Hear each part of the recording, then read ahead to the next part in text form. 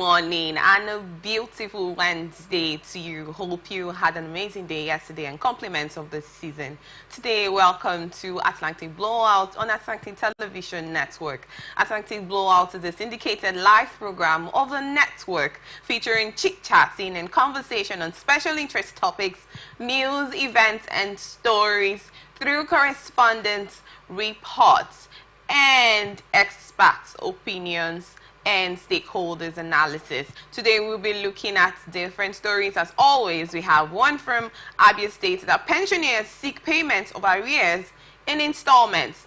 From the Lagos State, we have the Sanwo-Olu signs electricity bill for 2024 into law. The FCT, federal government, has begins free CNG bus service. We have that of FG to create 20 million job opportunities for Nigerian youths. And NLC condemns Nwifuru threats on strike. And finally, we have that transporters want increase in food price. We are open for adverts, placements, bookings, and commercials. You can connect with us on all our ATN socials on Facebook and YouTube, on Atlantic Television Network, on Instagram and TikTok, on Atlantic TV Network 1, Twitter on Atlantic TV Net. Watch us live on our website at www.atlanticnet.org.tv. We'll go on a short break. When we return, we will introduce our guests, as always, with us at the studio. Do stay with us.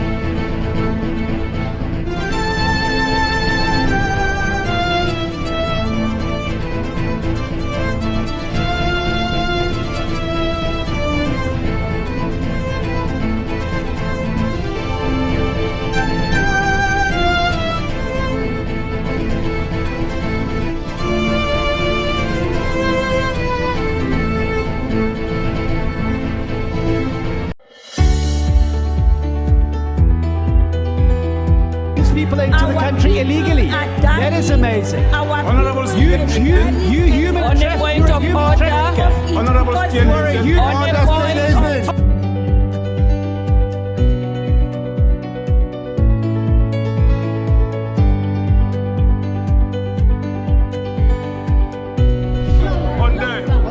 are not picking our calls.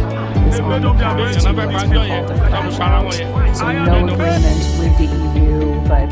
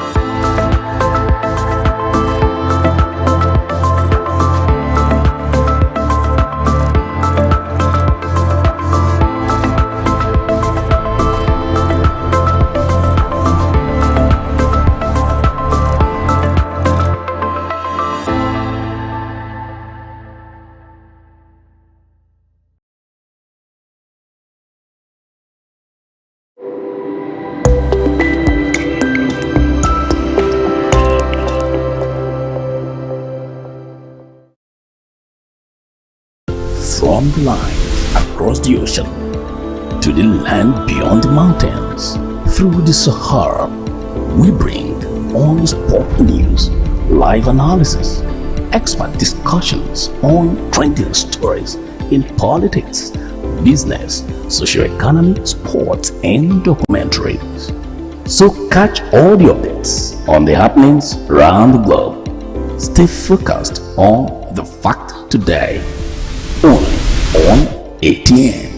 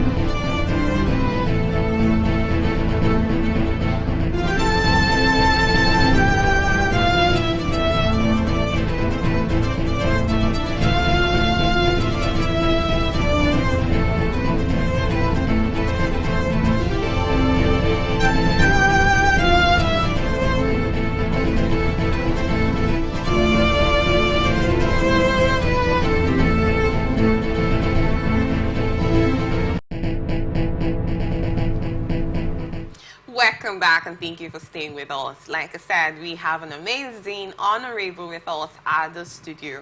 He is no other than Honorable Churchill Wale. He is a former councillor of the Kwara local government area and a socio-political analyst. It's a pleasure to have you here with us at the studio. Thank you. You're welcome. My own pleasure too. You're welcome. It's a Thank pleasure.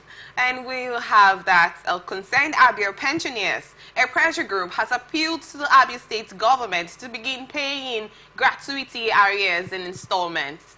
The chairperson of the group, John Kalu, made this known during a briefing in Umahia. Mr. Kalu urged the government to reconsider its stance on gratuity. He would think of losing his gratuity after 35 years of service or 60 years of age in the service. Quickly, Honorable, I'd love to get your thoughts about this. What do you have to say about the situation coming from the pensioners in Abia State? Yes, Abia State, we are using Abia State as a point of contact to other states. Other states. You know, one thing in the service is that when you are in a when you are in service as a civil servant, you earn your salaries. So many persons do not do anything, much things with their salaries. They do basic things. And where they target their hope on is their gratuity. And they also believe that with the pension, they can be servicing themselves. So unless some civil servants that embark on taking loan, and for you to start taking loan, you must have worked for so many years, and you should be of a higher cadre in civil service. So what they are saying is not a bad thing. You understand? But they should also consider that Governor T has a target. Governor T has a target. And I've known Governor T since his inauguration. He has really done well by carrying the people of Abia State along and also looked into the issues that concern Abia State. There are governors that do not care. Okay, when we are talking about pensioners now. Pensioners has come up. What about when we should talk about the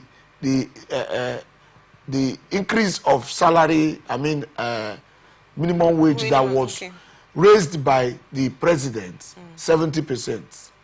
That is 70,000. And so many states, like River State, increased their own to 85,000. That is to say, he has compassion. He has feelings for the people. He understands that, yes, my people is the first thing. That is one particular thing. So you need to encourage him or her. So me, I'm of the opinion that Governor T should try. Despite his, I know too well that he has his template. He knows what he wants to come to Abia State to do. Okay. He has a plan for Abia people. But even with his plan, Governor T should do every damn thing to appease the pensioners. And not only Governor T, he should cut across the 36 states of the nation. They are looking at Governor T. Me, I am of the opinion that pensioners in our country should be taken care of. Because not taking care of pensioners has led to so many deaths in our nation. Because when you finish serving, let me tell you, at the end of every month, every civil servant is interested in his salary. Just like when I was a councillor, as the month ends, I have the right to go and borrow money from anybody. If I don't have, give me 100,000 naira, I will pay you. And so immediately the money comes in. The money at times, the money can even come in that day you collected that money. You will pay. Yes. You understand? So salary earners are always interested in the salary when it comes to the end of the month because they have something to do with it. So when they stop taking that particular salary, they are no more taking the salary. It causes some who have BP because the pressure of family and every other thing will increase. That is the reason why if I say any person that immediately somebody gets a civil servant job, I pray the person should understand that you get to marry immediately. Yeah. So you have your kids and train them up during when you are still seeing salary. So because immediately salary stops coming, the pressure increases. Some people will tell. So that is my take. Okay, thank you very much, Honorable. So in as much as the pensioners in Abia State are seeking for the government to hear their cry and pay their gratuity arrears in installments, other states should also do so. And also pay the installments too. Okay. Because, you know, it's also good for them to know, for the government to know that the money they are spending is not their money. See, let me tell you, the president of our country today, he's a general, yes, in politics. I call him general in politics. But he should know that all this SSC's money they are spending, all the money they are spending, the suffering that people are suffering, the money belongs to the people. This money the governors are spending belongs to the people. Even the local government chairman, the money they are spending belongs to the people. You cannot. When I told somebody that when I was a councillor, even my salary was not enough for me to do what I did. I have to involve myself in my own personal purse to achieve everything I achieved as a councillor. But I made sure that I told my people that this day I am being sworn in is my expiring day. that is as my tenure expiration. That thing, people, it confuses them. You are a governor today, you don't know that your tenure has already elapsed.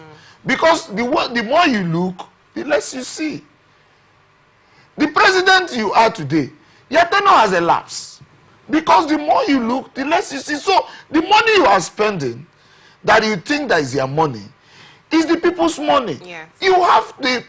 I thought in this studio one day, when I came for one program, I told the nation that the political year we have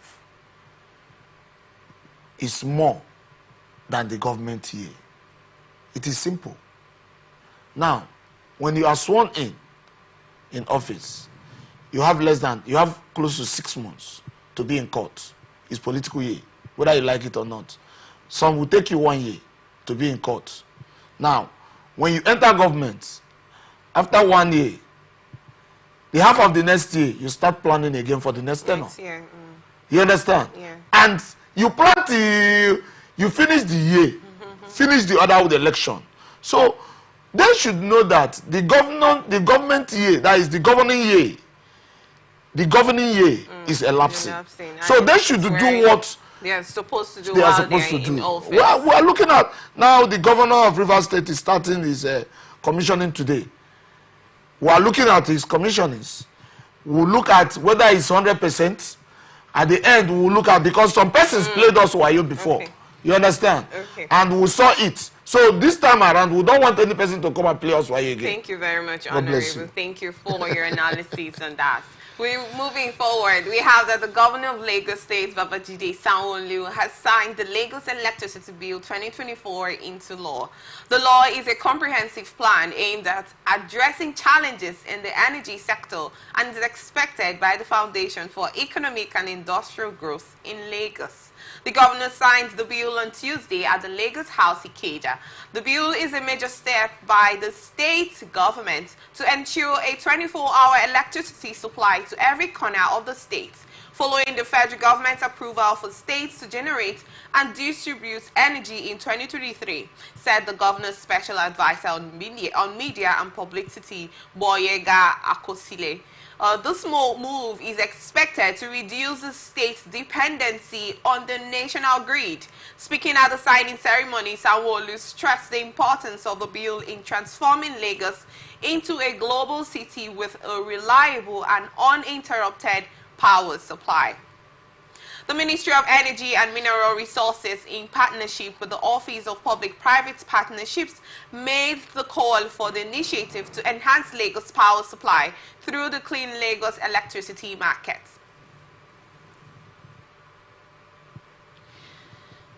Quickly, Barrister, Honorable, I'm sorry. I would love to know, this bill that has been signed into law by the Lagos State government, Governor Sanwo-Olu, you know, it's a commendable one. Like he said, it's to make Lagos a state with constant power supply. And to remove Lagos from the whole issue of the national grid collapse, because we had a few months ago, we were into the whole issue of grid collapsing back and forth up to the 9th time, you know, and he feels this is a good move and it's for the benefit of Lagos State. But I would love to ask, do you think that this is a good move coming from the governor? Yes, Sanwo-Olu is a man that I see that understands business. You know, when you are not completely a politician, you are a technocrat, it helps in your governance. Okay. Just like Rivers State governor today, he's a technocrat too. He's an accountant. I want to commend Sanwo-Olu for the good idea. And I also want to let our nation know the area. You know, the president, our president, President Bola Ahmed Tinubu, promised Nigeria that when he goes to office, when he enters office, that he's going to revive our refineries. Yes. And reviving our refineries will help us produce that is, refine our fuel for us, refine our diesel for us, kerosene for us, from our own resources and we pay. You understand? We pay based on our own. It's our own. When you are buying your own thing, you pay based on your buying your own. Now, when you sell to somebody to refine for you, you pay based on what the person wants in Nigeria. It's refining. You understand? Okay. That is renovating our refineries and even building more refineries. Talking of renovating the refinery, okay, we when have I say that the Port Harcourt refinery has been revived or renovated. Yes. In allegedly. We have Kaduna. We have Kaduna. Me myself, it's still under renovation process. And me myself from all the states, and the release, even if it's 15-15 or 20-20 to all the states, applicable to A is applicable to Z. You understand? This will help the people to also, like, if this kind of thing is happening in River State now, I will testify. Maybe as I'm going now, if I want to enter bus, I will enter the free bus. So and the free bus service would last until for 40 days. 40 days. 40 days is not here. So, and this Christmas, you know, people want to travel. If this thing is here now, Imo State, you want to travel now from here to Imo State now, you spend not less than 5,000 naira for transportation going. It should be more. So now that would have also assisted the people to save some money. So, but doing it only in Abuja, Abuja is just the capital. So when they say 36 states of Nigeria plus Abuja, plus the FCT, so he should do this. Our allocation is getting higher these days. If possible, take it from the allocation of the states and help people. It's not the government. The people should benefit from it. Then they are living comfortable while the people are suffering. If there are ways to help the poor people, you help them. These bosses